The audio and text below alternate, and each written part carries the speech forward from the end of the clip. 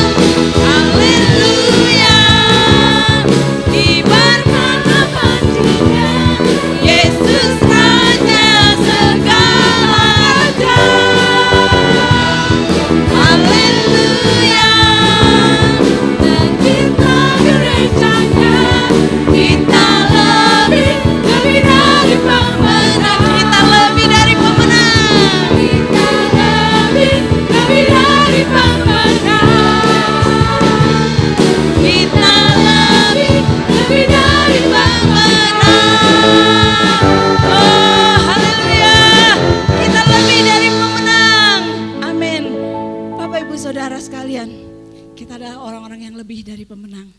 Karena Allah kita adalah Allah yang besar. Mari kita persiapkan hati kita. Kita akan mendengarkan firman Tuhan. Katakan, Dia adalah Allah yang besar. Sebab Kau besar. Mari kita beri kemuliaan bagi Dia.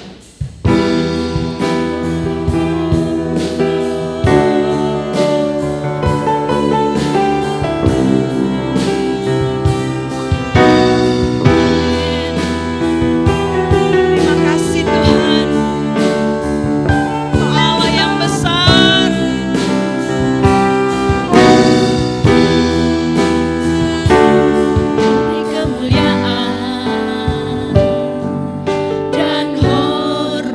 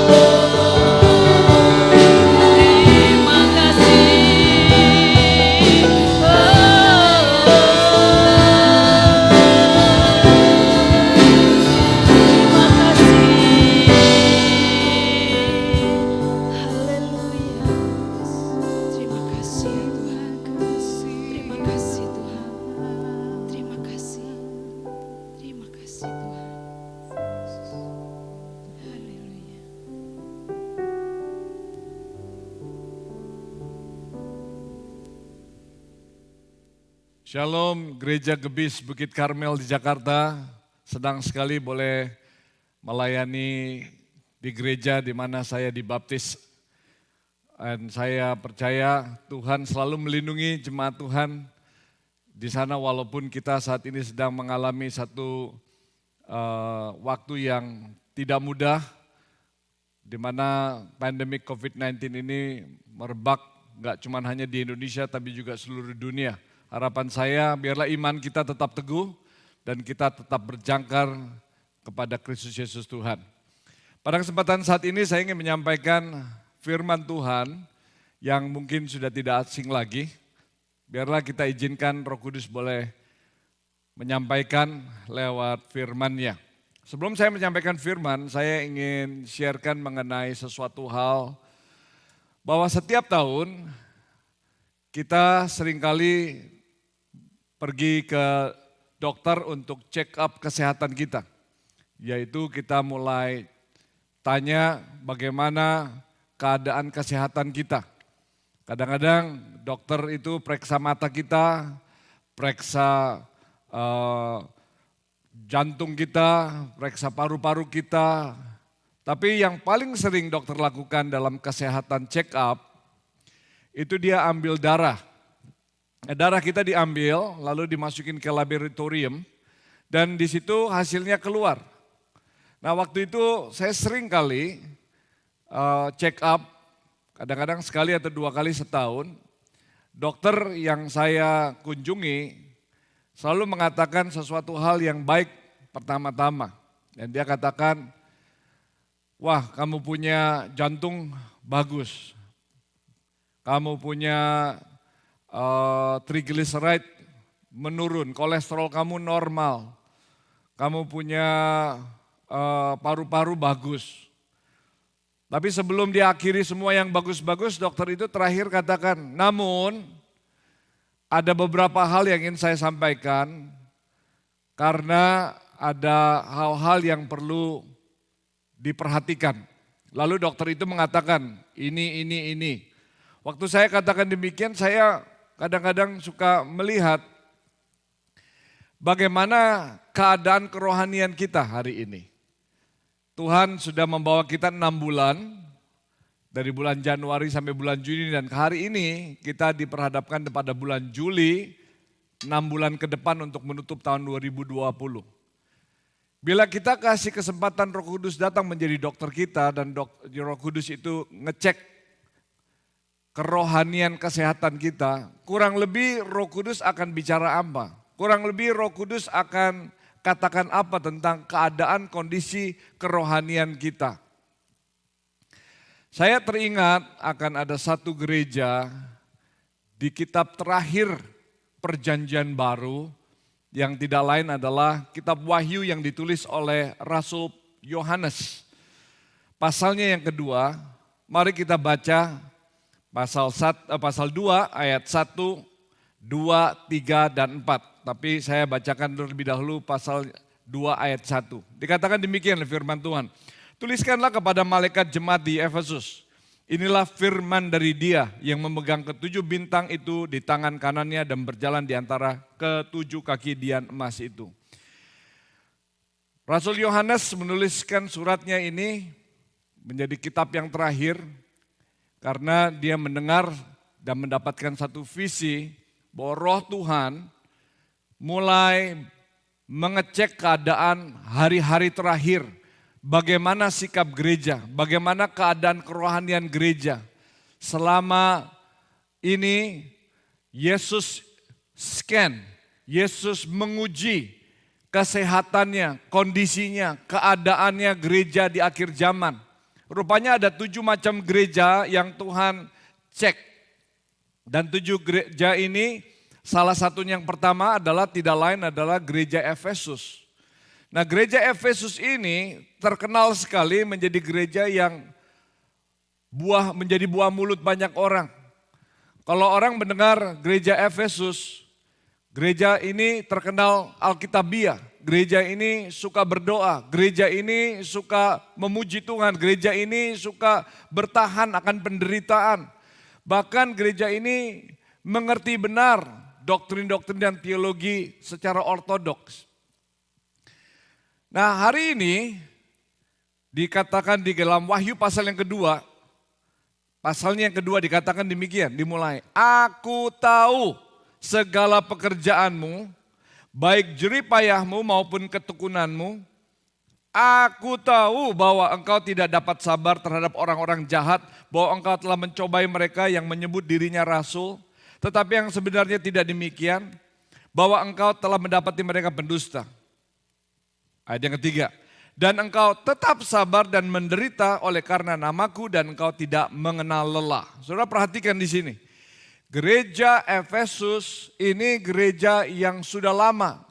Gereja yang boleh dibilang gereja yang kawakan.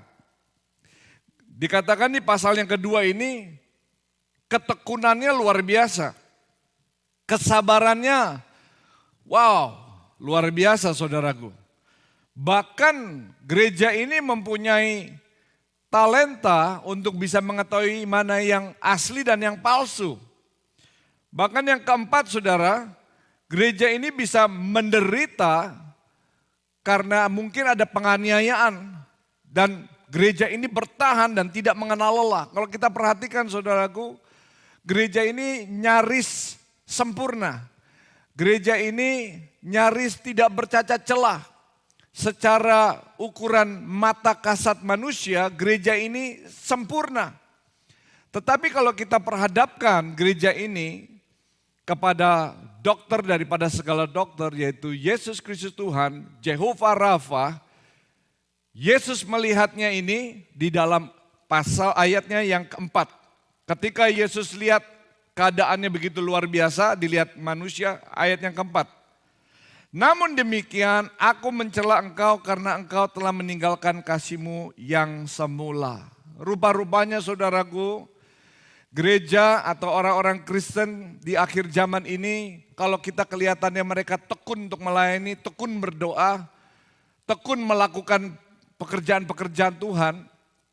Tapi kalau kita tidak hati-hati pada saat akhir terakhir ini, bahwa motivasi apa yang menyebabkan kita melakukan apa yang kita lakukan. Bagaimana kalau kita tanya sama diri kita sendiri, apa motivasi kita berdoa? Apa motivasi kita ketika kita datang ke rumah Tuhan? Apa motivasi kita waktu kita membaca firman? Apa motivasi kita yang terdalam ini ketika kita melakukan penyembahan, puji-pujian? Bahkan motivasi apa kita mengatakan saya mengikut Kristus? Dasar apa? Bahan bakar apa yang kita pakai? Karena kalau kita tidak hati-hati saudaraku, di hari-hari terakhir ini kelihatannya banyak kelihatan yang baik-baik dan kelihatannya suci, kudus, baik. Tetapi belum tentu bahan bakarnya itu apa yang Tuhan inginkan.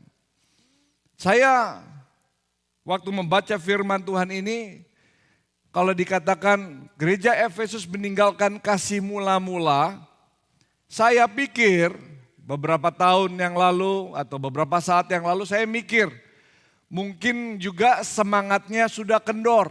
Apa betul meninggalkan kasih mula-mula itu semangatnya kendor? Mungkin juga meninggalkan kasih mula-mula itu mulai lagi tidak lagi berdoa, tidak lagi memuji Tuhan, tidak lagi mempunyai satu tendensi di dalam hati untuk mengebu-gebu kepada Tuhan. Ternyata bukan demikian. Gereja di Efesus ini saudaraku, gereja yang tidak kenal lelah, gereja yang tahu bagaimana bertahan, gereja yang semakin hari semakin menaik. Tetapi rupanya kita bisa bertekun, kita bisa tidak lelah dan berjeripayah, kita juga bisa bersabar dan kita bisa menderita. Bahkan semangat kita di akhir zaman ini meluap-luap, tetapi kita bisa meninggalkan kasih mula-mula. Nah, saya ingin kita semua boleh berhenti sebentar, lalu kita boleh izinkan Roh Kudus cek motivasi apa yang terdalam di hati kita ini, apa yang kita lakukan. Coba bayangkan, seorang ibu yang bangun pagi-pagi, menyiapkan makanannya untuk anak-anaknya, menyiapkan makanannya untuk suaminya. Seorang ibu yang bangun pagi-pagi, mencuci baju, mencuci piring, semuanya dia lakukan, semuanya baik. Tetapi motivasinya di dalam ibu ini keliru. Kurang lebih saudara, ngelihat ibu ini dia lakukan bukan dia mengasihi anak-anaknya, bukan dia mengasihi suaminya, tetapi ibu ini pikirannya lain. Pikirannya adalah akhir bulan ini saya dapat uang. Motivasinya adalah uang, bukan motivasinya karena mereka melayani. Jadi saudara, kalau kita perhatikan, setiap apa yang kita lakukan itu didasari oleh satu bahan bakar. Ada satu fuel, ada satu hal yang terjadi menjadi motivasi kita, menjadi sesuatu apa yang menjadi daya bakar kita untuk melakukan yang kita lakukan.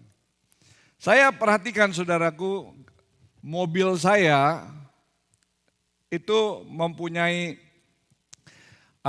bahan bakar bensin. Kalau tahu mobil saudaraku, itu ada oktin.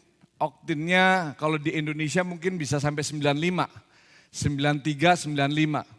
Tapi di Amerika ini hanya 92, 93. Yang terendah di sini 87. Nah, saya punya mobil, saya tanpa membaca manual booknya, mobil saya yang saya kendarai ini, saya isi oktin yang 87. Setiap kali selama beberapa bulan sejak beli mobil itu, saya isi bensinnya yang oktin 87 yang terendah. Karena apa? Ingin irit. Tetapi waktu saya ganti oli setiap 3 bulan atau 4 bulan, mekanik mobil itu mengatakan filter engine saya itu kotor. Dan dia tanya kenapa filter engine-nya kotor. Dia periksa semuanya baik. Dan dia mulai menanya, bahan bakar yang Bapak pakai ini oktinnya berapa? Saya bilang 87. Coba kita baca manualnya. Waktu kita baca manualnya ternyata bahan bakar yang harus saya pakai harus paling sedikit 92. Lalu kalau saya isi 87 oktinnya, apa yang terjadi? Mobil ini akan hancur, mobil ini akan mudah rusak. Saudara perhatikan, bukan oleh karena kita bisa melakukan kegiatan-kegiatan yang biasa kita lakukan, tetapi pada ujungnya akan merusak kita. Perhatikan saudaraku, bahan bakar apa yang kita pakai selama ini sehingga kita bisa melakukan apa yang kita lakukan. Mari kita lihat, apa artinya meninggalkan kasih mula-mula. Saya dapati ternyata meninggalkan kasih mula-mula itu ternyata meninggalkan cara pandangan kita pada Kristus Yesus Tuhan, bahwa apa yang kita lakukan baik sebagai gereja maupun pengikut Kristus, kita tidak lagi didasari oleh pandangan atau kepercayaan kita pada Kristus Yesus Tuhan, bahwa Dia sudah menebus dosa-dosa kita. Bahwa Kristus Yesus Tuhan sudah mati di kayu salib. Bahwa Kristus Yesus Tuhan itu sudah mengorbankan dirinya. Bahwa Kristus Yesus Tuhan sudah bangkit dari antara orang mati.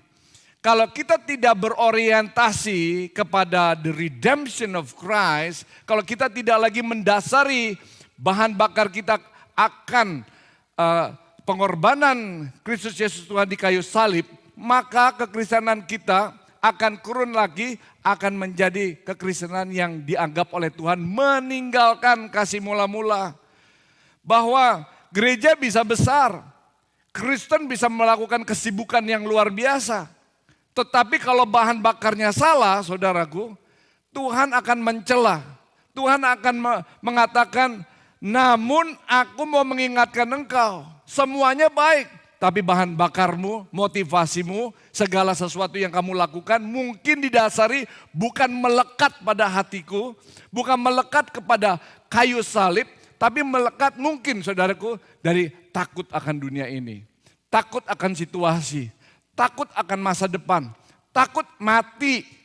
Kalau kita didasari hal ini saudaraku, Rasa-rasanya kita nggak usah jadi orang Kristen. Semua bisa datang kepada Tuhan kalau dasarnya ini.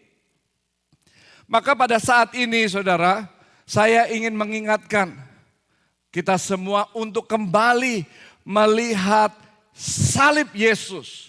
Waktu kita melihat salib Yesus, kita tidak lagi melihat itu sesuatu hal yang biasa, tetapi sesuatu hal yang luar biasa. Bahwa salibnya yang membuat saya ini bisa melakukan setiap hari ini. Lewat kuasa salibnya, melalui kuasa pengorbanannya, melalui kuasa kebangkitannya. Itulah modal dan bahan bakar kita setiap hari. Kalau kita melakukan apa yang kita lakukan dengan bahan bakar yang salah, maka Tuhan akan mencela kita. Mirip sekali Tuhan mencela gereja di Efesus. Tapi saya percaya gereja GBIS Rawa Kemiri adalah gereja yang selalu melihat salib Kristus menjadi modal dasar, bahan bakar yang dasar, yang utama. Bahwa tidak ada lagi motivasi di dalam. Bukan ingin terkenal, bukan untuk kelihatannya sepertinya baik, tetapi bahan bakarnya adalah karena kita hutang kepada Dia. Karena kita tidak bisa bayar kepada Dia yang telah menebus dosa kita. Bahwa darahnya mahal, darahnya suci, darahnya mulia. Bahwa penebusan yang mulia itu adalah agung dan luhur. Ketika kita melihat itu dan kita tidak tiap pagi kita katakan, Tuhan, saya nggak bisa bayar hutang yang Engkau sudah lunaskan untuk saya. Maka apa yang terjadi saudaraku, ada kuasa Tuhan yang mengalir. Ada kuasa Tuhan yang menguasai hati kita. Ada sesuatu supranatural kita terjadi. Bahkan apa yang kita tidak bisa lakukan, kita bisa lakukan. Rupa-rupanya pada hari-hari ini kita harus cek ketekunan kita. Kita harus cek semangat kita. Kita harus cek cara kita melayani Tuhan. Bagaimana kita melakukan apa yang kita lakukan hari-hari ini. Bahkan kita membaca firman pun kita lihat. Biarlah Tuhan katakan ini menjadi satu rema dan pewahyuan untuk kita semua. Saudara lihat ayat yang kelima. Apa ya kalau terjadi ketika gereja Efesus meninggalkan kasih mula-mula. Ketika gereja atau pengikut Kristus sudah meninggalkan pandangannya pada hal-hal yang lain, bukan hal-hal yang mendasar lagi, bukan hal-hal kepada kayu salib dan pengorbanannya dan kebangkitannya dan penebusan yang mulia. Apa yang terjadi saudaraku? Apa di mata Tuhan yang menyebabkan Tuhan menuliskan suratnya lewat Rasul Yohanes untuk menegur dan mencela gereja Efesus? Ayat yang kelima. Sebab itu ingatlah betapa dalamnya engkau telah jatuh. Bertobatlah dan lakukanlah lagi apa yang semula engkau lakukan. Rupanya saudaraku, meninggalkan kasih mula-mula, meninggalkan dasar pandangan kita bahwa kita tidak lagi mempunyai bahan bakar atau motivasi di dalam salib Kristus, itu fatal sekali saudaraku. Fatal sekali sehingga Tuhan katakan cuman ada satu jalan pintu untuk bisa keluar dari saat ini. Rupanya Tuhan nggak melihat saja ketekunannya, Tuhan tidak saja melihat semangatnya, Tuhan tidak hanya bisa melihat berapa lama engkau menderita, berapa lama engkau bertahan, dan berapa lama engkau mempunyai jerih payah. Tetapi Tuhan melihat lebih dalam daripada itu semua. Yaitu apa saudaraku? Bahwa kasih mula-mula itu luar biasa. Ketika gereja kehilangan kasih mula-mula, ketika orang Kristen kehilangan bahan bakarnya di dalam kasih Bapa, sehingga dia mengirimkan anaknya yang tunggal, yaitu Yesus Kristus Tuhan yang mati di kayu salib, dan pada hari ketiga dia bangkit dan dia menebus dosa semua orang manusia yang percaya kepadanya. Itu luar biasa sekali, fatal saudaraku. Maka apa yang terjadi? Cuman satu pintu, yaitu bertobatlah. Saudara tahu, setiap kali kalau kita baca firman bicara mengenai bertobatlah, repent, itu ada something to do, itu ada sesuatu yang melekat sekali sama kata bertobat. Yaitu apa saudaraku? Dosa. Karena orang berdosa maka dia harus bertobat. Karena dia berdosa maka dia harus minta ampun. Rupanya saudaraku, meninggalkan kasih mula-mula itu berdosa di mata Tuhan. Rupanya saudaraku, meninggalkan kasih mula-mula itu tidak beda dengan membunuh. Meninggalkan kasih mula-mula itu tidak beda dengan mendusta. Meninggalkan kasih mula-mula juga tidak berbeda dengan merampok bank, bahkan melakukan hal-hal yang keji di mata Tuhan. Karena ini teguran pertama kali Tuhan katakan kepada gerejanya di Efesus, kepada 7 gereja yang Tuhan tegur. Yang pertama Efesus, yang pertama dia katakan engkau telah meninggalkan kasih mula-mula. Bahwa cara pandang engkau berorientasi kepada hal yang lain, tidak lagi berorientasi kepada karya salib Kristus yang luhur dan mulia. Kita gereja Tuhan, kita pengikut Yesus. Bahwa lambang daripada gereja adalah salibnya. Kalau kita kehilangan berorientasi kepada salib Yesus, kita fatal di mata Tuhan. Tapi saya percaya Tuhan katakan di sini, bertobatlah, kembalilah. Jika tidak demikian, aku akan datang kepadamu dan aku akan mengambil kaki dianmu dari tempatnya jika engkau tidak bertobat. Dikatakan demikian saudaraku. Jadi saya percaya hari-hari ini ketika kita sudah melewati 6 bulan di tahun 2020, izinkan Roh Kudus untuk menguji dan mengecek keadaan kesehatan kerohanian kita. Apakah kolesterol kerohanian kita bagus? Apakah triglyceride kita, rohani kita bagus? Apakah jantung rohani kita itu sehat? Mari izinkan Roh Kudus cek kesehatan kerohanian kita. Jangan-jangan semuanya bagus tetapi ada satu yang tidak baik. Sesuatu hal yang fatal. Mungkin sesuatu yang bersifat sangat fatal.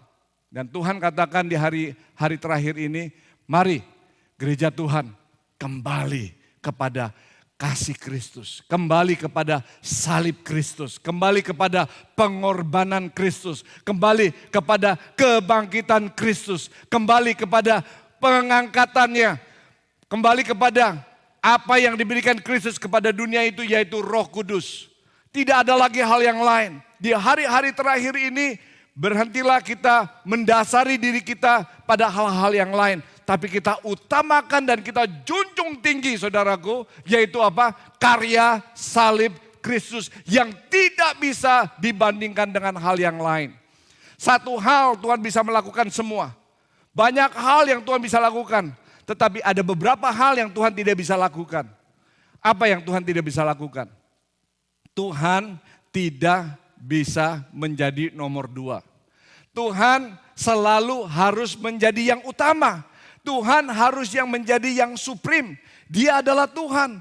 Dia bukan Tuhan yang sembarangan. He is God that we need to place Him as first. Dia yang utama. Jadi saudara, meninggalkan satu keadaan yang fatal di mata Tuhan. Ketekunan kita, semangat kita, jeripayah kita, bahkan segala sesuatu yang kita anggap normal di mata Tuhan tidak dilihat. Karena dasar dan bahan bakar utamanya keliru. Biarlah pada saat ini ketika kita mendengar firman Tuhan ini, saya ingin mengajak kita semua untuk kembali kepada kasih Kristus mula-mula. Mari kita berdoa. Bapa Surgawi, aku berdoa bukan saja untuk gerejamu di GBIS Rawa Kemiri, GBIS Bukit Karmel yang engkau kasihi, yang engkau pelihara. Dan kami percaya Tuhan bahwa gerejamu ini sehat, gereja ini tetap berakar teguh di dalam salib Kristus. Biarlah pada hari-hari ini kami boleh berangkat, kami boleh mempunyai dasar dan bahan bakar kami dan motivasi kami yang benar. Aku berdoa di dalam nama Tuhan Yesus. Bila mana ada hati kami yang mulai mempunyai akar-akar yang tidak lagi berakar pada salib Kristus, kami minta ampun sebesar-besarnya Tuhan.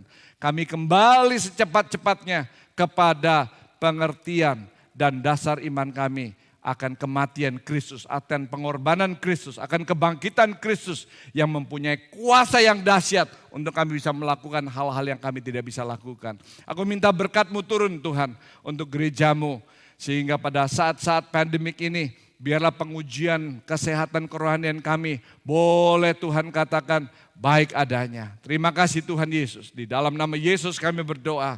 Yang percaya katakan amin. Tuhan memberkati, biar Tuhan pakai gerejanya terus di hari-hari terakhir ini. God bless you.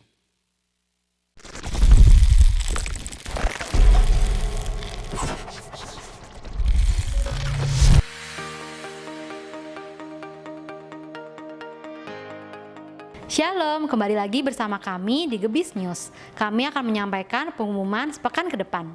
Rekan-rekan pemuda dan remaja, kita ada ibadah online loh setiap hari Sabtu jam 6 sore. Stay tune on YouTube channel Gebis BK TV. Adik-adik, biarpun kita belum bisa ibadah di gereja, kita ada ibadah online sekolah minggu setiap hari Minggu jam 8 pagi. Tetap lihat ya di YouTube channel Gebis BK TV.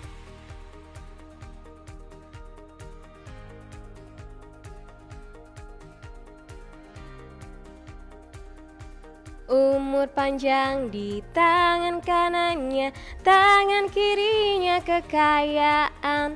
Selamat ulang tahun buat para jemaat yang berulang tahun di minggu ini.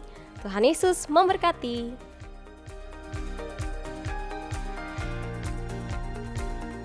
Bagi Bapak Ibu Saudara yang tergerak hatinya untuk memberikan persembahan mingguan, persepuluhan, persembahan diakonia dan lain-lain, dapat memberikan melalui rekening berikut.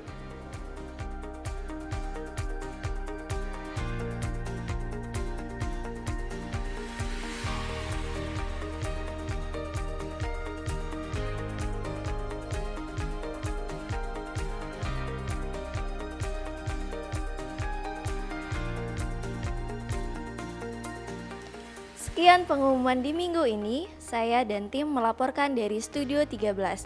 Tetap semangat, selalu menjadi berkat, dan Tuhan Yesus memberkati.